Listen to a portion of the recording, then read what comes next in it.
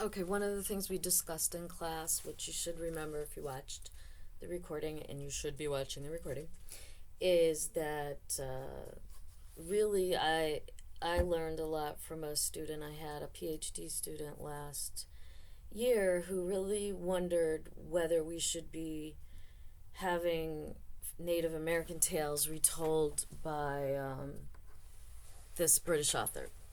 And so this is already recorded, this one. I'm going to read one of his other ones. One of the things you might choose to present about or write a paper about, because you can choose either option, will be to compare whether the authentic, what's the difference between having a member of the tribe tell the story versus a British, maybe a more famous or well-known author who is able to get published.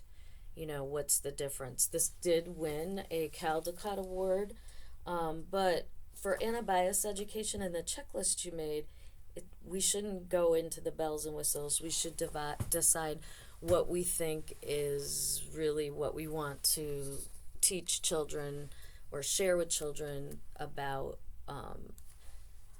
diversity, identity, etc.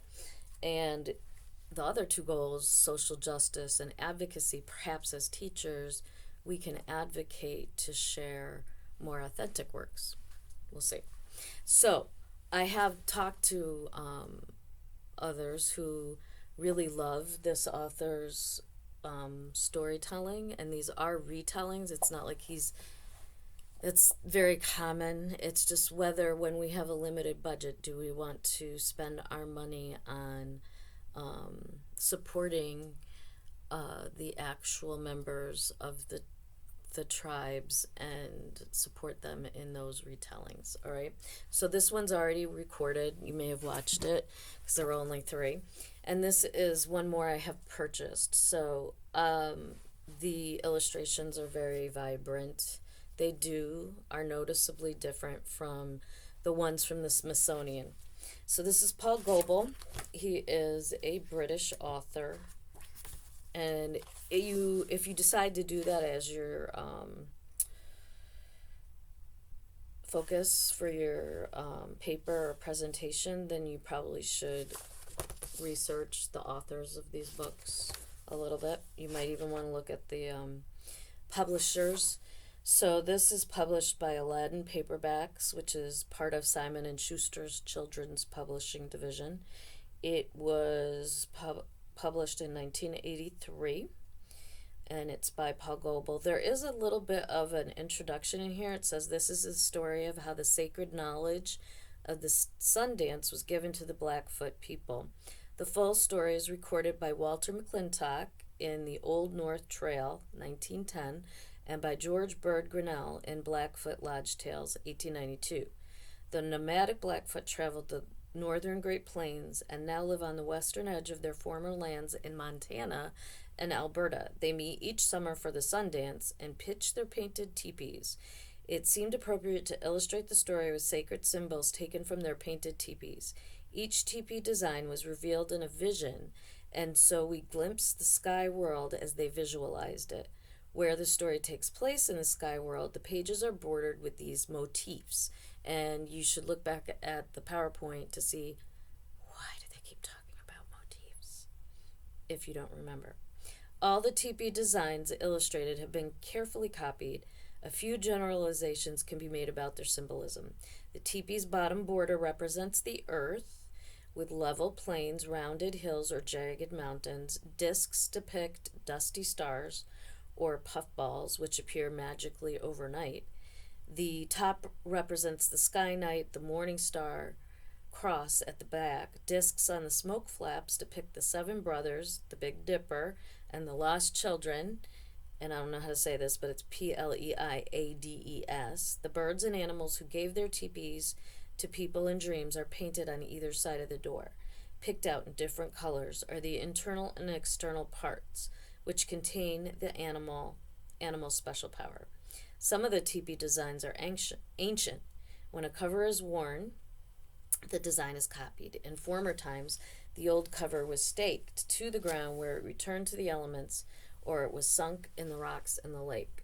That's actually pretty interesting information. And what may be a choice that teachers could make is to have both and to show the differences and to talk about why we really cherish the ones that are told by authentic people that are native to the stories being retold, but also what we can learn from the others. I don't know. We'll have to see what people think. So one summer evening, two sisters took their blankets outside and fell asleep. They awoke as day was breaking, and the morning star was shining brightly. I love Morning Star, said the older sister. He is the only star who knows both night and day. He is so handsome. Morning Star is my husband. Later, the girl went to the river for water. A young man stood in her path. Please let me pass. I do not know you, she said modestly. But I am your husband, Morning Star, the young man answered. Uh-huh. And then she saw who stood before her. He was straight and handsome like no other man. Come, he said, holding above her a juniper branch in which a spider had woven its web. We shall go to my home in the sky world. Close your eyes. And he wrapped his painted robe around them and spoke to the spider. As he did, they were lifted into the sky. Not my choice for travel, personally. Anyway, when the girl opened her eyes, she and Morning Star were standing before a tall lodge. The sun was painted on one side and the moon on the other. This is my home, Morning Star told her. My father is the sun and the moon is my mother. His parents welcomed her. Morning Star told them how he had seen her lying among the flowers. We love each other, and now we are married, he said. The sun was pleased, and the moon gave the girl a dress decorated with shells, which glistened like stars. And these are the motifs that they said are, that he said he bordered the pages of the book. The girl was happy in the sky world. A baby was born to her, and they called him Star Boy. She had everything she could wish for. She liked to carry her baby over the wide prairies, to talk to the animals which live forever in the sky world. One day, the moon gave the girl a stick to dig up roots. Dig up any plants you wish, she said, but do not dig the plants with the pink flowers. If you dig up any of those roots, it will bring great unhappiness to us all. The girl often used to wonder about the moon's warnings. She was curious about the plants with the pink flowers. Surely it would not matter to dig up just one root. She decided she dug around the plant, but when she pulled out the root, it left a hole through the sky world. Looking down, she saw her old home far below, and everyone down there looked so happy and busy. She could see her mother and father, her younger sister, and she was sad she could not be with them. Suddenly, she felt very lonely, and the moon saw she had been crying. Oh, my daughter, you've dug up the root I told you not to dig. The sun was angry and also sad at her disobedience. Now your heart will always be in two places. You will never be happy here nor in the world below. You must go back to your people. Everyone in the sky world was sad. The sun put an eagle plume in her hair. The moon put the digging stick in her hand, and she held Star Boy in her arms. And Morning Star wrapped his wife and baby in his painted robe, and he let them down through the hole with the spider's web. On earth, the people saw a bright star falling and ran to where it landed. There they found the girl and Star Boy asleep on Morning Star's own robe.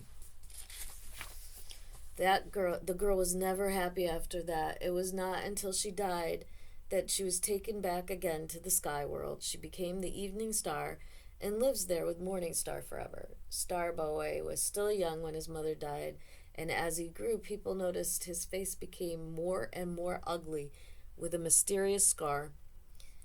People said the sun had put it there because of his mother's disobedience in the sky world. Everyone feared this awful scar. They called him Scarface.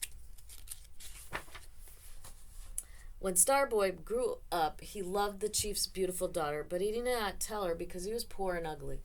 Many young men wanted to marry her, but when he saw that she rejected them, he found courage to speak to her. I am poor and have no fine clothes, but you are always in my heart. Will you marry me? I have waited for you to ask me, she answered, but the sun has told me that I cannot marry without his blessing. Go back to the sky world where you were born. Tell your grandfather that what is in your heart is also in mine, and as a sign of his blessing, ask him to take away the scar from your face. Star Boy felt full of hope, yet also despair. How will I ever find the way to the sky world? Take courage, try hard, she said. You will find the way. Not even the wise men could tell Star Boy the way to the sky world. And so he asked the birds and animals, because they have a different kind of wisdom. They all told him, go to the place where the sun sinks down each evening. There you will find his lodge. He climbed over the mountains and through the forests, listening to the whispering aspens and pine trees. Joyful flocks of cranes, flying like floating ribbons high in the sky, encouraged him to go on. The elk called out to him, go to the place where the sun sinks down each evening. There you will find his lodge. One day, tired with walking so far, Star Boy came to the end of the land. Before him spread a great water. His journey seemed to end at the water's edge. As night began to fall, 2 loons appeared swimming from the shore. Suddenly, Star Boy was not tired anymore. He rose and followed the shining path. The loons left behind them. The path led him up into the sky world. Then at last he found the sun's lodge. When the sun appeared, Star Boy spoke to him. Grandfather, I've traveled far to speak to you. I am your grandson born here in the sky world. But on earth I am the poorest of men, and I have come to ask for your blessing. I loved the beautiful daughter of the chief, and we wish to marry, but I am ugly with the scar you once gave me in anger. Oh, grandfather, have pity on me and give us your blessing so that we can marry and take away the scar. His grandfather lifted up his face and looked at Star Boy. I give you the one you love, he said. I know she has been wise. A pure woman shall live a long time, and so shall her family. Tell your people if they build a lodge in my honor each summer, I will restore their sick people to health. Then, in the sun's dazzling light, Star Boy felt the scar slowly fading away, and in a little while, the sun left on his journey across the sky. Star Boy returned to Earth down the rainbow. People marveled when they saw the young man return. They remembered his face, but now his expression was radiant, and the awful scar was gone. He was no longer poor, but had fine clothes. There was great rejoicing when their handsome Star Boy and his beautiful bride were married.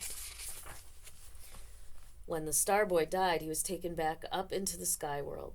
Low over the eastern horizon, before the sun rises, Star Boy can sometimes be seen traveling together with his father, Morning Star. Star Boy can also sometimes be seen at nightfall, walking with his mother, Evening Star. When the people see them, they are glad to remember that they have relatives in the sky world. During the summer, when the sun reaches his highest place in the sky, they build a special lodge in his honor, and the Sun Dance Lodge is round like the earth and sky. It is supported by the sacred tree, standing at the center, and like the teepees opens to the rising sun. Inside, the people dance and give thanks and pray that the Creator will take away their scars and make their hearts new again, just as Star Boy was made new a long time ago. And then there is a song, which I'm not going to sing, but it says, Song of the Rising Sun, with visible face I am appearing, in a sacred manner I appear.